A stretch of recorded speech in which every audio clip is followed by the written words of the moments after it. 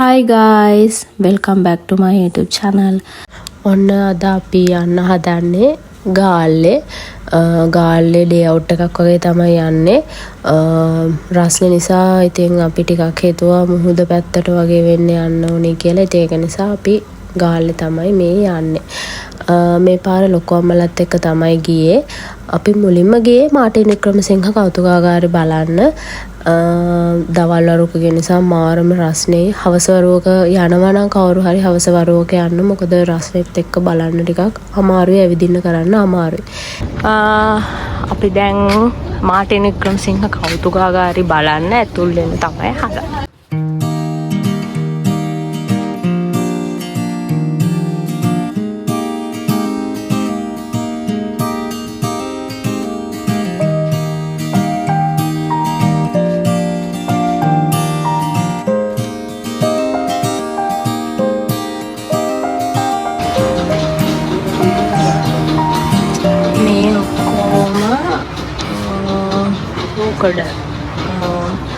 මේක විලාදේවිගේ රූකඩේ මහන්ද්‍ර දේවී පූජක බමුණා මම ඇත්තටම දන්නේ නැහැ.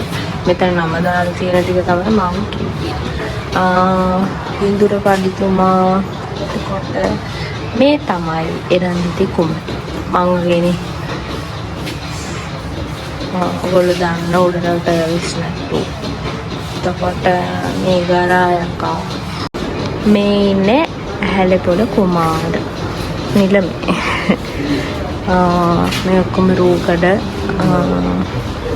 එතකොට මේ බෙස් නැට්ටුවෙක්ගේ සාමාන්‍යයෙන් තියෙන ඕන දේවල් සහ පත්තිනි ආභරණ කියලා තියෙනවා.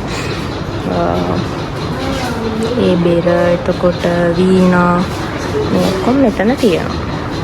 මේ පැත්තෙන් තියෙන එක නම් මොකක්ද කියලා මම දන්නේ නැහැ. මේ තියෙන ආභරණ ඔක්කොම පැරණි කාන්තාවන් පාවිච්චි කරපු ආභරණ. මේ ඔක්කොම තියෙන්නේ මාටින් වික්‍රමසිංහ මහත්මයාගේ කෞතුක. මේ තියෙන්නේ කුරහංගල්. මේක ගොඩාක් අපිට පැරණි ආවෙනික බඩු තියෙනවා. ඇත්තටම නමුත් දාලා තියෙන ඉතින් ඇත්තට ඉගෙන ගන්න කෙනෙක්ට මෙතනට આવොත් ගොඩාක් දේවල් තියෙනවා ඉගෙන ගන්න වටිනවා. එතකොට පරණ ඇඳපු ඇඳුම් වර්ග ඒ ඔක්කොම මෙතන තියෙනවා. මේ තියෙන මයින්හම. එතකොට දැන් මේ තියෙන්නේ මම පෙන්නන්නේ කර්මාන්ත ගැන කම්හල් උපකරණ. කිනිහිරිය කම්මලකට අවශ්‍ය දේවල් තමයි තියෙන්නේ. මට ගොඩාක් ලොකුවට වීඩියෝ එක ඔක්කොම එකකින් පෙන්නන්න බෑ. මම පෙන්නගෙන යනවා. මේක යපස් උණු කරන උඳුනක මේ තියෙන්නේ මැටි කර්මාන්තයට අවශ්‍ය බඩු සහ මේ තියෙන රබර් කර්මාන්තයට අවශ්‍ය බඩු. අතන කෙරවලේ තියෙනවා කොහු කර්මාන්තයට අවශ්‍ය උපකරණ සහ ඒවට භාවිතා කරපු.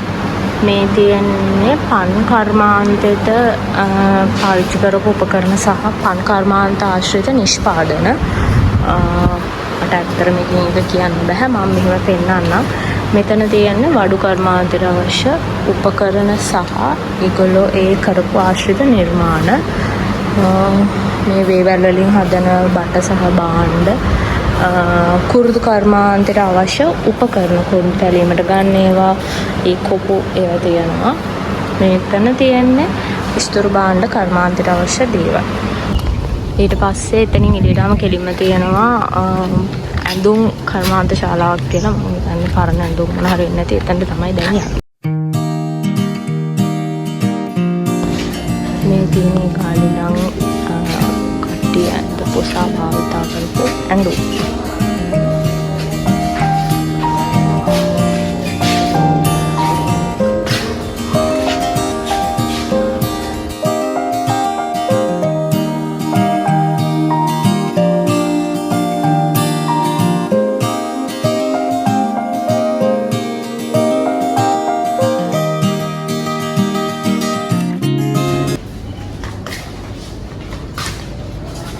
මේ තියෙන්නේ මාටින් වික්‍රමසිංහ මහත්මයාගේ ගෙදර පාවිච්චි කරපු උපකරණ. තොටිල්ලක් තියෙනවා.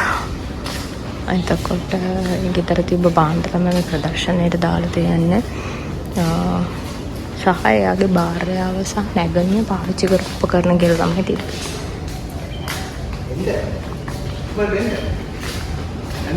ලස්සන කබඩ් වගේකුත් තියෙනවා. මේ තියෙන්නේ සාම්ප්‍රදායික දෝලාව, බක්කි කරත්තය, රේස් කරත්ත, එතකොට මීගමු බක්කි කරත්තකුත් තියෙනවා. බණ කරත්තේ.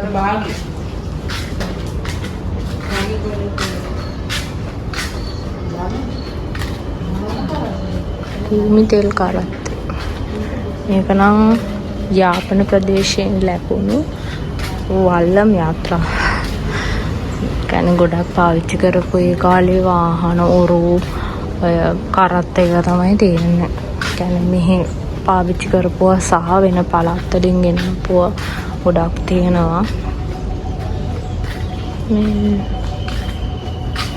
මෙහෙට කවුරු හරි එනවා නම් ගොඩාක් දුර ඇවිදින්න තියෙනවා සහ බලන්න ගොඩාක් දේවල් තියෙනවා. විශේෂයෙන්ම පොඩි ළමයින්ට ගොඩාක් වටින දේවල් ගොඩාක් තියෙනවා. මෙහි ආවොත් බලන්න. ආර්.ටී. වික්‍රමසිංහ මහතාගේ දේවලුත් නෙමෙයිට අමතරව වෙන පළාත් වලින් ආගත දේවල් සහ ගොඩාක් දේවල් තියෙනවා. මේක මේ දුරට බලනකොට පොඩි වුණාට ළඟට බලනකොට එන ලොකු විශාල ඔරුවක්. මාදැල් ඔරු කියන්නේ මේක. ආර්.ටී. වික්‍රමසිංහ මහත්මයාගේ කෙටි අධ්‍යාපනික චිත්‍රපටි හදන තැනක් තියෙනවා මෙතන. මේ කියන්නේ නිකන් ටීවී එකක් දාලා එයාගේ විස්තර බෙන්ච් දාලා ඉඳගෙන බලන්න පුළුවන් විදිහට හදලා තියෙනවා. ඒ කාලේ පාවිච්චි කරපු දේවල්ම තමයි මෙතනත් පෙන්වන්නේ. මාරව්වයි මේ මං තොප්පියයි සන්ග්ලාස් එක දාගත්තට මගේ ඔළුවටයි මූණටයි දාඩිය වුණනවා මාර විදියට. තරම්ම මේ දවස් එක රස්නේ ආවා. අපි මේ ආවෙත් බීච් යනවා කියලාද මොකද මේ කොළඹ පැත්තට ගොඩක් රස්නේ වැඩි. ඉතින් ටිකක් මේ වෙන්නත් එක්ක කියලා තමයි මෙහෙට ආවේ. ඉතින් ආපු නිසා තීරණය කරා ආර්.ටී. වික්‍රමසිංහ කෞතුකාගාරේ බලන්න යනවා කියලා. මොකද දවල් වල බීච් එකට බහින්න තරම් චුට්ටක් විතර රස්නේ වැඩි. ඉතින් අපි කල්පනා කරා එතන වටේ තියෙන මොන හරි බලලා හවස් වරුවේ බීච් එකට බහින්න. බලමු එහෙනම් අපි ඉස්සර මොනවද කරන්න කියලා. මේ අර පැත්තේ තියෙන ආර්.ටී. වික්‍රමසිංහ මහත්මයාගේ උපන් නිවස. අපි බලමු නිවස ඇතුළට ගිහලා කොහොමද කියලා.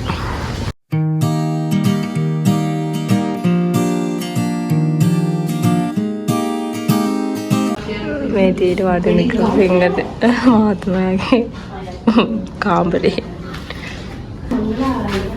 මේ තියෙන ශාලේ මෙතනින් උඩට යන්න පුළුවන්. ඒවා කියන්නේ කන්නාඩි දෙක තියෙන කෑම මේසි.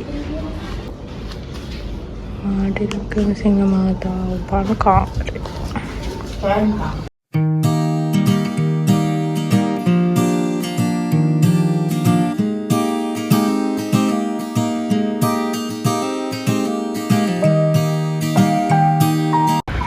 නිකන් අර හොටෙල් එකක එකක් වගේ මේ හරි ලස්සනයි සහ මේ ඉඳගන්න එහෙම දාලා තියෙනවා. මේ හරි නිස්කලංකයි හවස් අරුවට එහෙම. අර දැන් අපි ආව ටයිම් එක එච්චර හොඳ නැති නිසා අවුව වැඩි අමාරුයි. දාඩිය. යාව කෙස් බව බලන්න. මේ අපේ එංගලන්තේ ඉඳන් ආපු නංගා.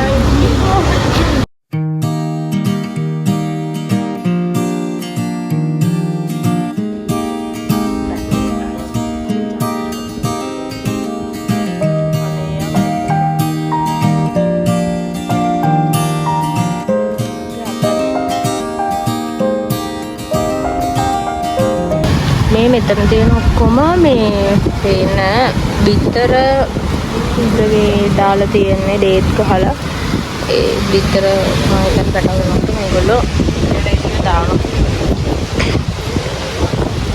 මේ ඔක්කොම ආබාධිත ලක්ෂණයි. මේවලට බෙහෙත් කළි වලචනවා. මේවලව නිදහස්.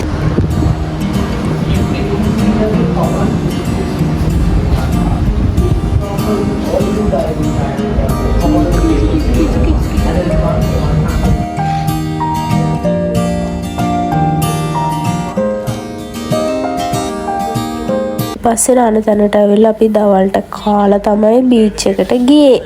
අපි දැන් නාන්න යන්නේ.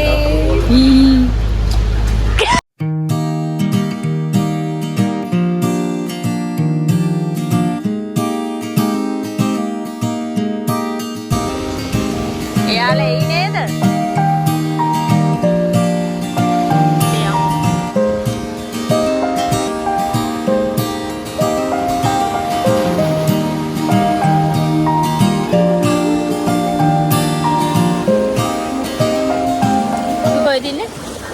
අපි ඉන්නේ ගාල්ලේ. අපි දැන් ආලියරලා යන්නයි හදන්නේ.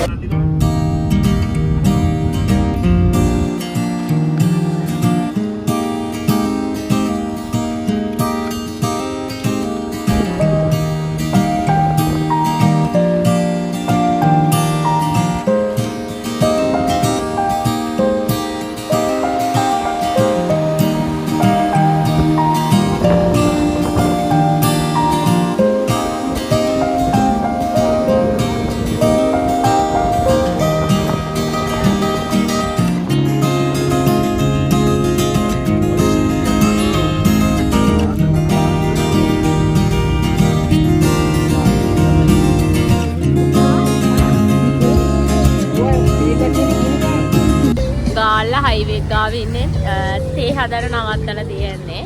අපි බලමු කොහොමද තේ හදන්නේ. මේ ලිප දාලා මේ අපේ අම්මා බිම ඉඳගෙන ඉන්න මේ බඩු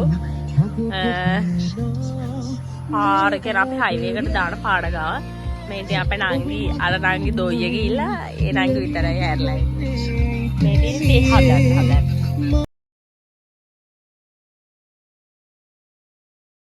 එහෙනම් තවත් ලස්සන vlog එකකින් ඉදිරියේදී හම්බෙමු. බයි බයි.